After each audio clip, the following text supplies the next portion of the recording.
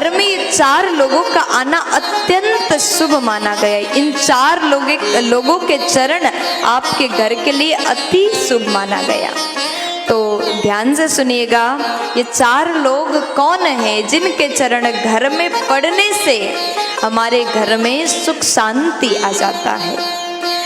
तो शास्त्र ने कहा इन 4 लोगों के चरण अगर आपके घर में पड़ जाए तो आपका घर वैकुंठ बन जाता है। सर्वप्रथम जामाता यानी दामाद, जमाई, जो भी आपके भाषा में बोलते हो वही आप मान लीजिए, सोच लीजिए, ठीक है। क्योंकि यहाँ पर मुझे बहुत से जगह से लोग सुन रहे हैं, बहुत से देश से लोग सुन रहे हैं। दामाद के चरण, ज्वाई के चरण, सबके भाषा में बोलो, मुझे बहुत 2-4 भाषा में तो पता है लेकिन बहुत सारे भाषा में नहीं पता, ठीक है। तो जामाता संस्कृत में बोलते हैं। दामाद के चरण अति शुभ माना गया।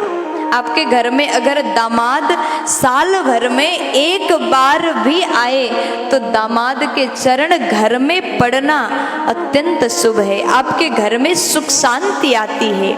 इसलिए कभी दामाद का निंदा मत करो, जमाई का तिरस्कार मत करो, दामाद का सम्मान करो। लेकिन दामाद के बारे में उतना बोलने की जरूरत मुझे नहीं है, क्योंकि दामाद जी अगर घर में आते हैं तो उनके लिए अलग ही स्वागत किया जाता है, 56 भोग खिलाया जाता है, खूब सेवा किया जाता है। और पहले दामाद जी और दूसरे नंबर में ननंद। अब यहाँ हर भाभियों को सुनने की जरूरत है, क्योंकि ननंद ज्यादा घर में आए तो भाभियां पहले से मुंह बना लेती हैं, मुंह फुला लेती हैं। ननंद अगर घर में आए तो वो चरण, ननंद के चरण भी अति शुभ माना गया। वो घर भी वैकुंठ हो जाता है जिस घर में दामाद आते हैं, जिस घर में ननंद आती है। इसलिए सब भाभियां जितने मुझे सुन रहे हैं, आपके घर में भी आपकी ननंद आ जाए तो मुंह मत बनाना, जितना हो सके सेवा करना, जितना हो सके 56 भोग उनको खिलाना और कहना कि बार बार आया करो। क्योंकि ननंद अगर घर में बार बार आए, ननंद भी समझदार होती है, साल भर में एक बार आती हैं, और किसी किसी की बहुत जल्दी हफ्ते भर में 3 बार आ जाते हैं, है ना।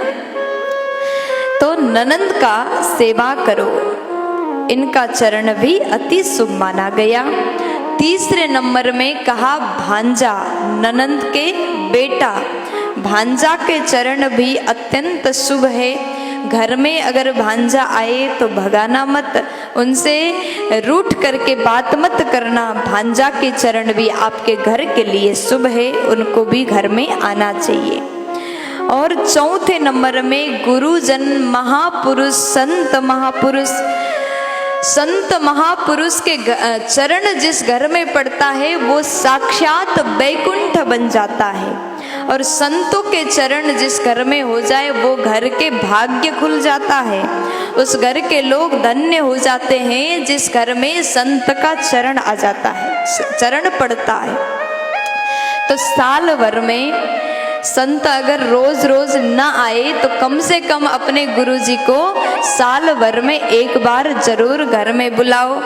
365 दिन में अगर एक दिन भी आपके गुरुदेव, कोई संत महापुरुष आपके घर में प्रवेश अगर एक दिन भी करते हैं तो 365 दिन तक वो घर में मकर संक्रांति आ जाता है।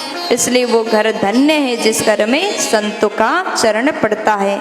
ऐसा वर्णन मैं अपने मन से नहीं, ब्रह्म पुराण में किया गया है। तो आप सभी को ये बात का ध्यान देना चाहिए। दामाद, ननंद, भांजा और गुरुजन, ये 4 लोगों के चरण हमेशा पूजनीय है। ऐसा चरण आपके घर में पड़े तो घर वैकुंठ बनता है, उस घर में सुख शांति की कमी नहीं होगी।